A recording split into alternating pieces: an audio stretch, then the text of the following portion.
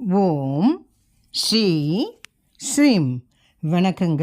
அனைவரையும் மறுபடியும் சேனலில் சந்திப்பதில் மிக்க மகிழ்ச்சி அடைகிறேன். இந்த பதிவில் நாம் பார்க்க இருக்க போகிறது வரலக்ஷ்மி விரதம். நமக்கு ஒவ்வொரு ஆண்டும் பார்த்திங்கன்னா ஆடி மாத முடிவில் ஆவணி மாத துவக்கத்தில் வெள்ளிக்கிழமை அன்னைக்கு வரலக்ஷ்மி நோன்பு அப்படின்ற ஒரு பண்டிகை வரும். இது பார்த்திங்கன்னா நம்ம நாடு முழுவதும் ரொம்ப சிறப்பாக செழிப்பாக கொண்டாடப்படுகிற ஒரு விஷயம்.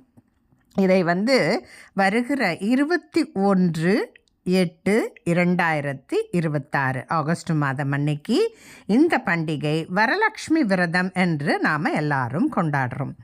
இதை பார்த்தீங்கன்னாக்கா அவங்களுக்கு நம்ம கேதார கௌரி நோன்பு போலவே இதற்கும் நோன்பு கயிறெல்லாம் இருக்குது.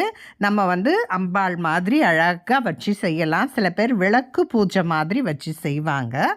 அது சில பேர் அவங்க வழக்கப்படி அந்த நோன்பு கயிறுக்கு அந்த வண்ணங்கள், சில பேர் பட்டு நூல் மாதிரி இருக்கும், சில பேருக்கு அந்த நோன்பு கயிறுலாம் வித்தியாசமாக இருக்கும், சில பேர் நிறைய பலகாரங்கள் செய்யக்கூடியதாக இருக்கும்.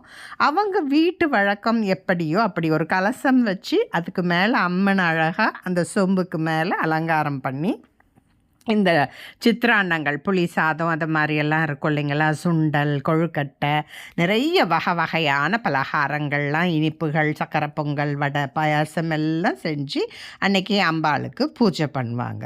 பொதுவாக பார்த்திங்கன்னா இது ஒரு 3 நாள் விழாவாக இருக்கும். முதல் நாள் அம்பிகையை வரவழைப்பாங்க. ஆரத்தி எடுத்து அம்பாளை உள்ளே வர வச்சு அன்னைக்கு கலசமெல்லாம் நிறுத்தி செய்வாங்க. என்னைக்குன்னா வியாழக்கிழமை அன்னைக்கு, அதாவது ராகு காலம், யமகண்டம் இல்லாத ஒரு நேரத்தை பார்த்து நம்ம வீடெல்லாம் சுத்தம் பண்ணிவிட்டு மாலையிலும் செய்வாங்க, காலையிலையும் நம்ம எப்போ சௌகரியமோ செஞ்சுக்கலாங்க.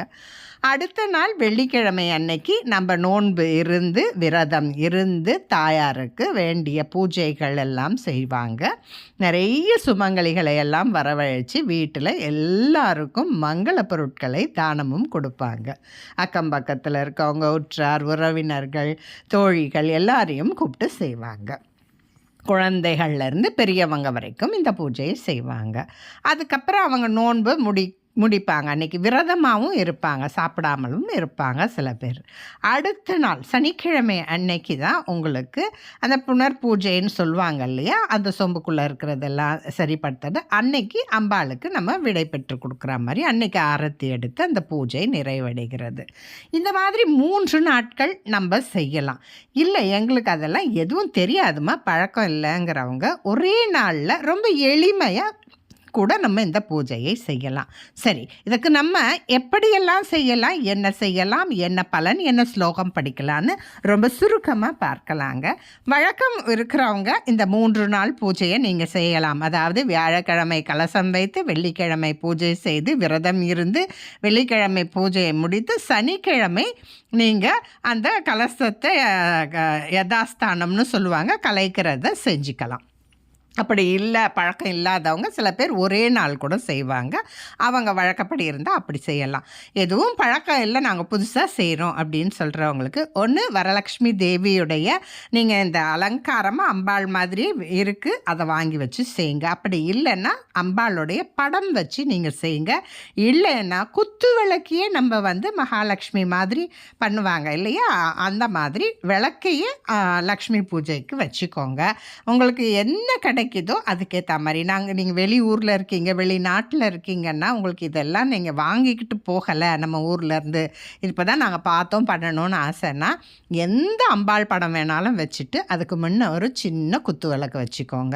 இல்லை இது எதுவுமே எங்களுக்கு கிடைக்கலனாக்கா நீங்கள் கலச சொம்பு, வெறுமன கலச சொம்பில் ஒரு தேங்காய் வச்சுட்டு, மாயிலெல்லாம் கூட கிடைக்கலன்னா கூட தேங்காய் வச்சுட்டு அந்த கலச நூலை சுற்றிட்டு அதையே நீங்கள் மகாலட்சுமியாகவும் நீங்கள் உபயோகப்படுத்திக்கலாம். படமெல்லாம் எதுவுமே இல்லை நீங்கள் அப்படின்னா கூட அந்த மாதிரி கூட நீங்கள் செஞ்சுக்கலாம்.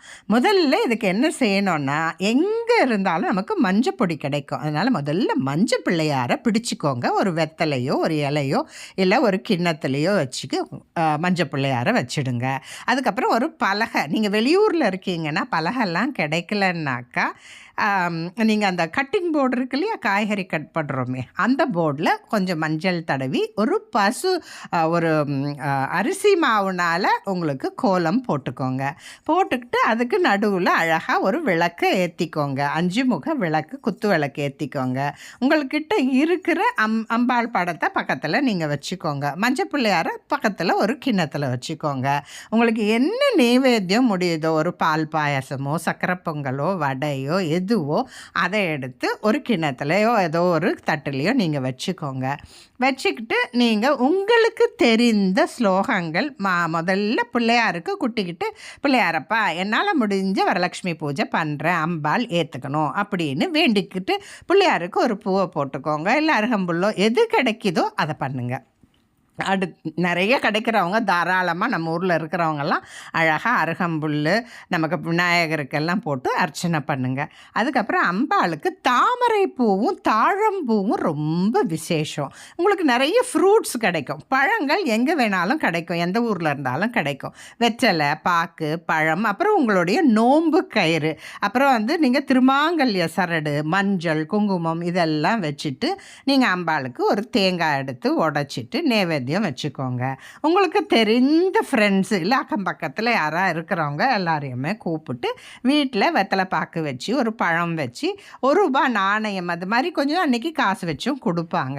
அதுக்கப்புறம் நீங்கள் உங்களால் முடிஞ்சது நீங்கள் ஏதோ ஒரு சுண்டலோ என்ன செய்கிறீங்களோ இல்லை பாயசமோ எது செய்கிறீங்களோ அது ஒரு சின்ன டப்பாலையும் போட்டு வர்றவங்களுக்கு நீங்கள் தாராளமாக கொடுக்கலாம். இதுதான் நீங்கள் வரலட்சுமி பூஜை. சில பேர் காலையிலேருந்து மாலை வரைக்கும் சாயந்தரம் தான் இந்த பூஜை 3/4 பாகம் பண்ணுவாங்க. சில பேர் வழக்கம் எப்படின்னா காலையிலையும் பண்ணிவிடுவாங்க. உங்களுக்கு அன்றைக்கி 10:30-12 ராகு காலம், சாயந்தரம் 3 to 4 யமகண்டம், இந்த 2 நேரங்களையே தவிர்த்துருங்க.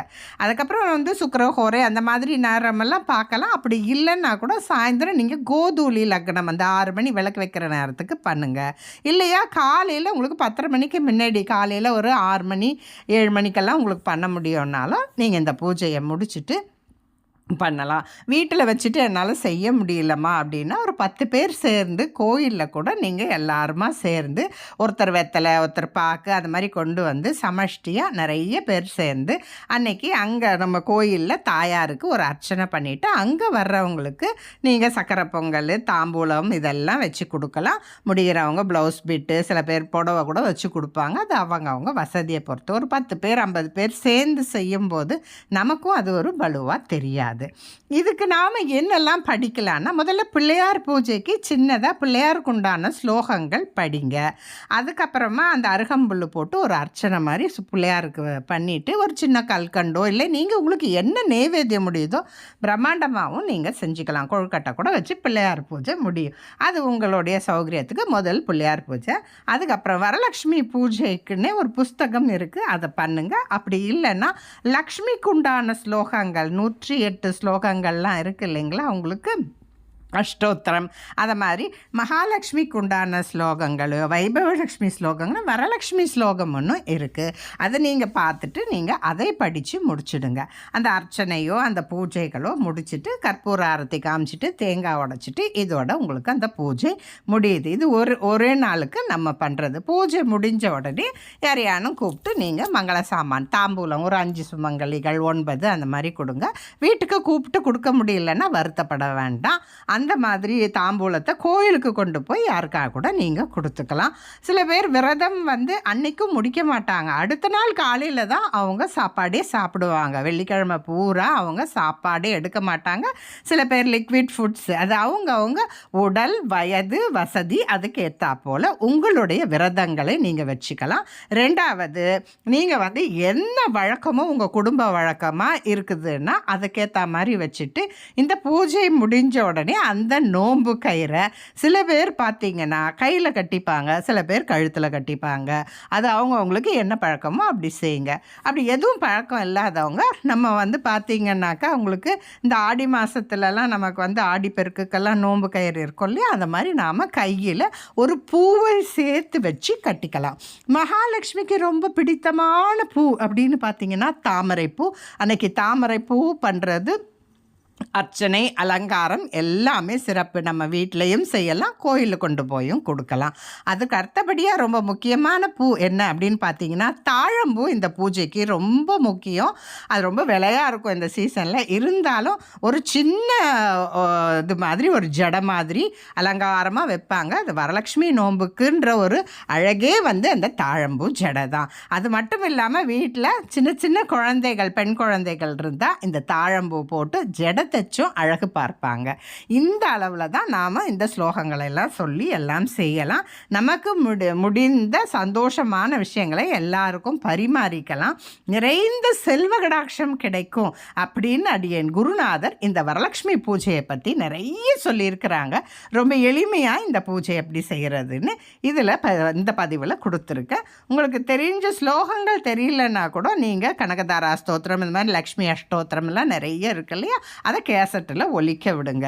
எந்த ஊரில் இருந்தாலும் சரி இந்த மாதிரி ரொம்ப எளிமையான பூஜைங்க. ஆனால் ஒரு குத்து விளக்கு அன்றைக்கி ஏற்றுறது ரொம்ப சிறப்பு. 5 முக குத்து விளக்கு ஏற்றி பூஜை பண்ணுறது. அது நீங்கள் ஒரு குத்து விளக்கு ஏற்றினாலும் சரி, இல்லை 2 கூட ஏற்றலாம். அந்த குத்து விளக்குக்கு கூட நீங்கள் ஒரு சின்ன ப்ளவுஸ் பீட்டை போட்டு ஒரு வஸ்திரம் மாதிரி போட்டு அதையே மகாலட்சுமியாகவும் பாவிக்கலாம். ஒன்று, படம் இருக்கிறவங்க படம் வச்சுக்கோங்க, விக்கிரகம் வச்சுருக்கிறவங்க விக்கிரகம் வச்சுக்கிட்டு பண்ணலாம். அப்படி இல்லைன்னா இந்த வரலட்சுமிக்காக நோன்புக்காகவே நிறைய அந்த அலங்காரமாக விற்கும் நிறைய. அப்படி இருக்கிறவங்களும் அப்படி செஞ்சுக்கோங்க.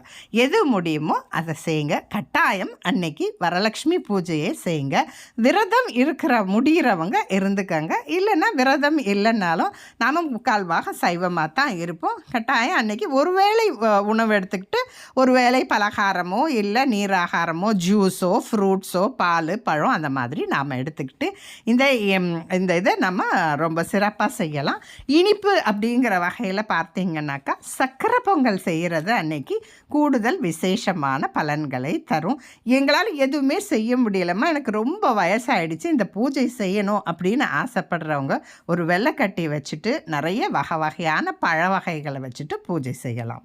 மறுபடியும் சொல்கிறேங்க, 3 நாள் பூஜை செய்கிறவங்க வியாழக்கிழமை அம்பாளை வரவழைக்கணும், ஆரத்தி எடுத்து. அடுத்த நாள் வெள்ளிக்கிழமை பூஜை செய்யணும், அன்றைக்கும் ஆரத்தி எடுக்கணும். மறுநாள் சனிக்கிழமை கலசத்தை கலைக்கும் போது அன்றைக்கும் ஆரத்தி எடுத்து முடிக்கணும். ஒரே நாள் செய்கிறவங்க அன்னைக்கு நீங்கள் பிள்ளையாரை பிடிச்சி, மஞ்சள் பிள்ளையாரை பிடிச்சி கலசமோ படமோ எதுவோ வைங்க.